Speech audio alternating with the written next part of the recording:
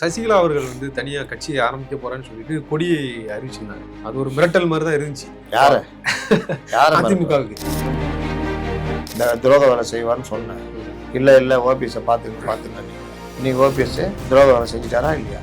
இவங்க கட்சியை ஆரம்பிச்சு இவங்க உட்காந்து பேசுறாங்கன்னா அதிமுக ஆட்சிக்கு வரக்கூடாதுன்னு பேசி என்னையும் அட்டாக் பண்றாங்கன்னா இவங்களுடைய அசைன்மெண்ட் என்ன? விஜய் விவகாரம் வந்து நீங்க பாத்தீங்கன்னா அது ஒரு குடும்ப பிரச்சனை. அது ஒரு 4-5 வருஷமா இருக்கு. ஆனா அந்த குடும்பத்துக்குள்ள பூந்து கொண்டு வச்சது யார் அப்படின்றது அது எல்லாருக்கும் தெரியும், எல்லாருக்கும் தெரியாது. தேர்தலையும் பெரிய அளவுல அவங்களுக்கு பாதிக்காது. அதெல்லாம் பெரிய இதில் எல்லாம் பெருசா என்னென்னமோ நடந்துக்குதுங்க நாட்டில்.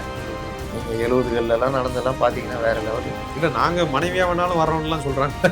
அது சின்ன பசங்க அதுங்க ஏதாவது பேசுங்க, ஜாலி பேசுங்க. இவனுங்க என்ன பண்றானு இந்த பத்திரிகைக்காரனும் சரி இந்த இவனும் சரி கொள்கையை பத்தி தாவேக ஆட்கள்கிட்ட போய் கேட்பான். அவனே சின்ன பசங்க ஏதோ தேடுறான் வர்றான், அவனுக்கு தெரிஞ்சதுன்னா என் தலைவன் அவனுக்கு ஓட்டு போடுவான். அவன்கிட்ட போய் அம்பேத்கர் என்ன சொன்னார், அரசியலமைப்பு சட்டம் 21 என்ன சொல்லுனா, டேய் உனக்கு தெரியுமா? சரி இதை போய் திமுக எப்பொழுது ஆரம்பிக்கப்பட்டது, 50 தலைவர்கள் பேர் சொன்னா சொல்லுவானா? அங்க போய் கேட்பியா திராவிடம்னா என்ன, திராவிடம் என்ன அவன்கிட்ட போய் கேட்டா சொல்லுவானா? இல்ல பாஜக போய் பொது சிவில் சட்டம் என்றால் என்ன கேளு. அது என்ன விஜய் ரசிகர்கள்ட்ட மட்டும் வந்தா மட்டும் அந்த தைரியமா மைக்க நீட்டிக்கணும். காங்கிரஸ் அங்க போனா 50-60 சீட்டு நல்லா வாழலாம். நிதியும் கொண்டு அவர் கொடுக்குற மாதிரி பேசிட்டாங்க. பாண்டிச்சேரியில எல்லாம் வேற லெவலுங்க. தாவேக காங்கிரஸ் சேர்ந்தா வெற்றி பெற வைக்க. ஆமா,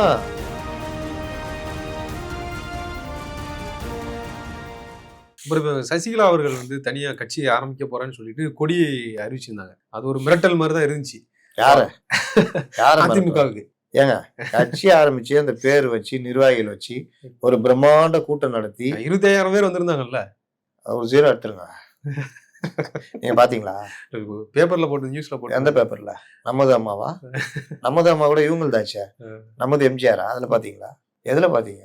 நியூஸ் கார்டு விஷுவலா பாத்திருப்பீங்களா? ஆமா ஆமா. அதுல ஏதாவது 25,000 பேர் இருந்தாங்களா? என்னங்க நீங்க எப்படி இருக்கிறீங்க? 2,000 பேர் பெரிய கூட்டம்லாம் கிடையாது. என்னங்க எப்படிங்க வருவாங்க? யாருங்க வருவா? சசிகலாவுக்கு அதிமுக இருக்க முன்னாள் அமைச்சர்கள் எல்லாரும் போய் பேசுவாங்க, பார்ப்பாங்க, எல்லாம் பண்ணுவாங்க. அதிமுக பலரும் இது பண்ணுவாங்க. அது வேற. அவங்க கட்சி ஆரம்பிக்கிறாங்கன்னா தொண்டர்கள் மற்றவர்கள் யார் வருவாங்க? எதை வச்சு வருவாங்க? புரியுதா? அப்போ உங்களுக்கு இவருங்க ஏதோ சரி பேர் வைக்க முடிஞ்சதா கட்சிக்கு?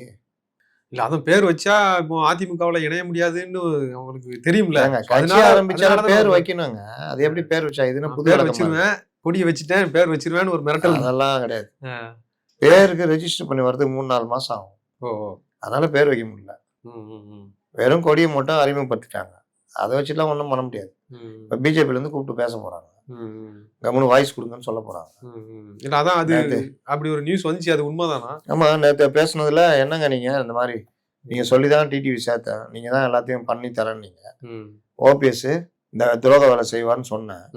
இல்ல ஓபிஎஸ் பாத்துங்க நீங்க இன்னைக்கு ஓபிஎஸ் துரோக வேலை செஞ்சுட்டாரா இல்லையா?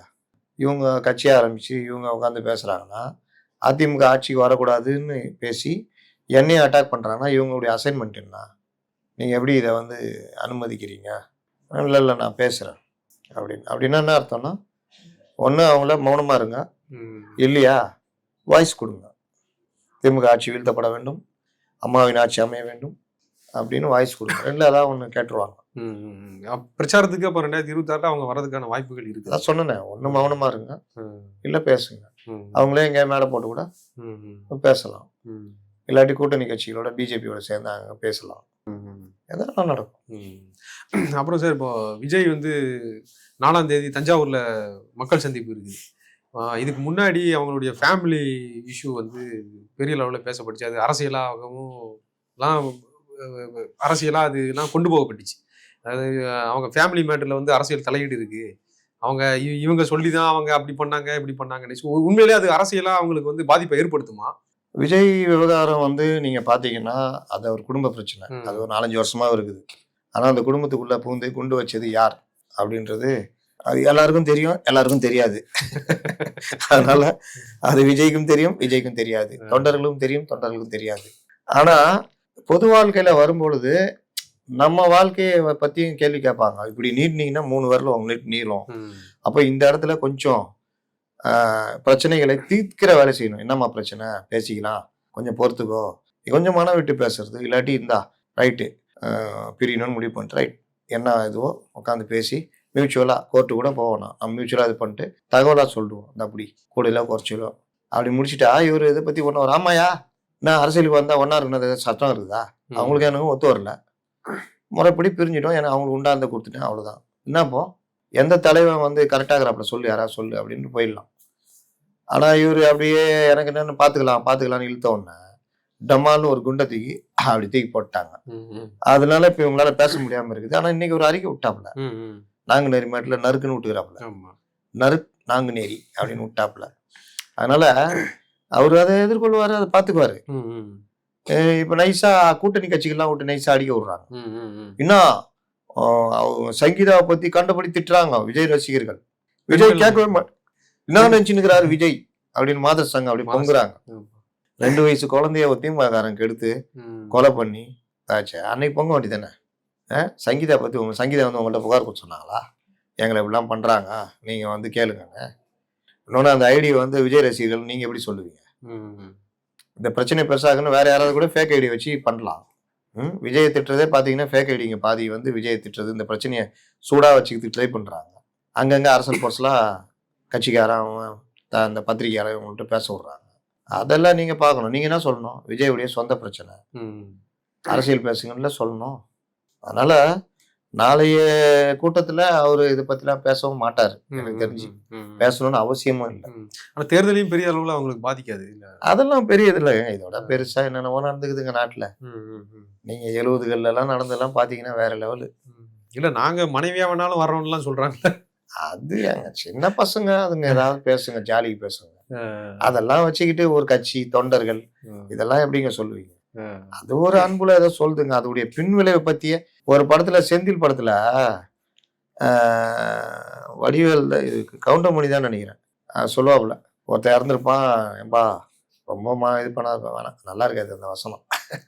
அதில் போய் கவுண்டமணி சொல்லுவாப்புல, உங்க அம்மா உனக்கு மட்டும் அம்மா இல்லை, இந்த ஊருக்கே அவங்க அம்மாவா இருந்தாங்க அப்படின்னு இறந்து போனவனை தேத்துறது சொல்லுவாப்புல. இதே மாதிரி நீ என்ன சொல்ற, நான் போய் சொல்றேன்னு சொல்லிட்டு செந்தில் போய் ஒருத்தன் பொண்டாட்டி செத்து அழுதுன்னு இருப்பான். அவன்கிட்ட போய் சொல்லுவான், ஆனந்தா கவலைப்படாத, உன் பொண்டாட்டி உனக்கு மட்டும் பொண்டாட்டில இந்த ஊருக்கே பொண்டாட்டியா இருந்துச்சு அப்படின்னு. அந்த மாதிரி இந்த பசங்களுக்கு என்ன சொல்லணும்னு தெரியல. இதை போட வேணா, சும்மா ஜோக் சொல்றேன். அந்த ரசிகர்களுக்கு வந்து அவங்க ரொம்ப அன்பு விஜய் மேல.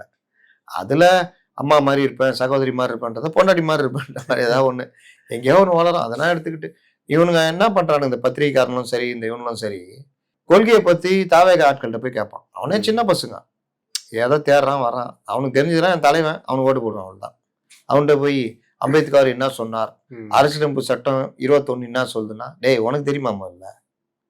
சரி, இதை போய் திமுக எப்பொழுது ஆரம்பிக்கப்பட்டது, 50 தலைவர்கள் பேர் சொன்னா சொல்லுவானா? அங்க போய் கேப்பியா? திராவிடம்னா என்ன, திராவிடம் என்ன அவன்கிட்ட போய் கேட்டா சொல்லுவானா? அவன் கேட்கிறியா முதல்ல?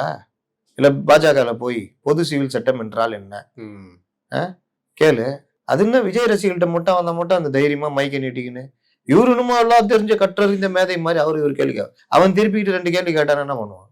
பிரஸ் கவுன்சில் என்றால் என்ன, பிரஸ் கவுன்சில் எங்கே இருக்கிறது, அதனுடைய தற்போதைய தலைவர் யார் கேட்டா சொல்லுவானா?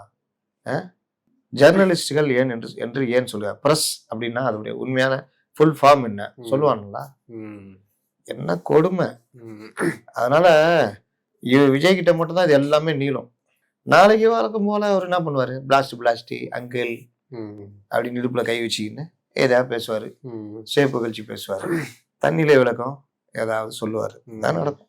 இல்ல இந்த மேட்டரை வச்சு திமுகவிலையும் சில பேர் இப்போ போங்க காங்கிரஸ், இப்போ போய் சேர்ந்துக்கோங்க திமுகவில், டிவில சேர்ந்தா ஒண்ணும் இல்ல, நீங்க தான் கெஞ்சி கூத்தாடி காலில் விழுந்து கையில விழுந்து காக்கா பிடிச்சி கூட்டு வந்துக்கிறீங்க.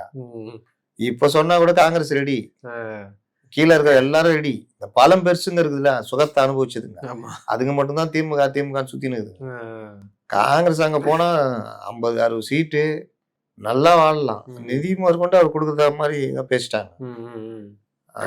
பாண்டிச்சேரியில எல்லாம் வேற லெவலுங்க. தாவேக காங்கிரஸ் சேர்ந்தா வெற்றி பெறதுக்கான, ஆமா, அடுத்து உள்ளாட்சி தேர்தலாம் வந்தா வேற லெவலு. டிஎம்பி அடிச்சு நவுத்திடுவாங்க. இவங்களை அது தெரிஞ்சனால தான் போய் காக்கா பிடிச்சி கையை காலில் விழுந்து இதை பண்ணி கூட்டு அப்ப வந்து கெஞ்சினது திமுக தான். கெஞ்சினது திமுக தான். முதல்ல மிஞ்சினது திமுக, அப்புறம் கெஞ்சினது திமுக. இல்லாட்டி சோனியா காந்தி அவங்களாம் முடிவெடுத்து ராகுல் நீ சுமாரு அப்படின்ட்டு மாத்துறாங்களா? பிரச்சனை பெருசாயிடுச்சு, துடி துடின்னு துடிக்கிறாங்க, யார் யாரையோ விட்டு பேசுறாங்க, கடைசியில ஆளுகளை பிடிச்சி கொண்டு வந்தாங்க. சார் இந்த விஜய் மேட்டில் ஆனா முதல்ல வாயை விட்டு மன்னிப்பு கேட்டது பிஜேபியினுடைய மாநில தலைவர் தானே, அவர் தானே சார்? ஆமா. இல்ல இப்போ திமுக மேல எல்லாரும் திமுக தான் இதுல அரசியல் தலையீடு இருந்துச்சுன்னு சொல்றாங்க. ஆனா இப்போ எல்லா கட்சி சார்ந்தும் இந்த மாதிரியான விஷயங்களை திரிசா விட்டு வெளியில வாங்க, இல்ல திரிசா அப்படின்னு அவங்களும் தானே அந்த மாதிரியான விஷயங்களை தலையிட்டு. தப்பு யார் செஞ்சாலும் தப்புங்க.